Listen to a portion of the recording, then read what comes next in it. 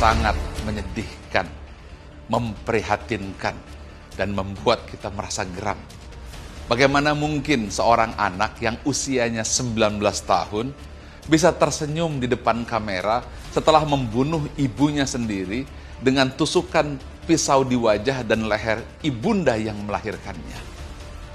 Inilah generasi ketika orang hanya diajarkan kecerdasan intelektual semata, tanpa kecerdasan emosional, tanpa kecerdasan spiritualitas.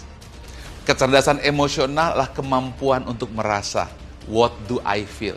Orang menyebutnya EQ atau emotional quotient.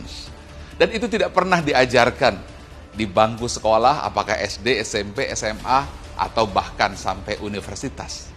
Apalagi kecerdasan spiritualitas. Kecerdasan spiritualitas atau SQ atau spiritual quotient atau spiritual intelligence, itulah kemampuan untuk mendengar hati nurani dan faham siapa jati diri dan suara hati fitrah yang terdalam atau who am I. Kita terbiasa mengabaikan emosi, terbiasa mengabaikan hati nurani, sambil berkata bahwa emosi dan hati tidak berpikir, tapi ini yang berpikir. Dan inilah yang terjadi.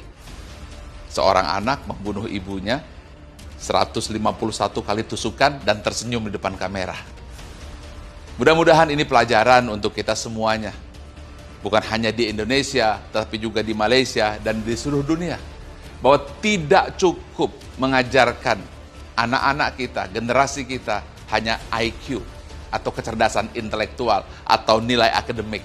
Yang itu sudah jelas, hanya berperan 10 hingga 20% saja keberhasilan.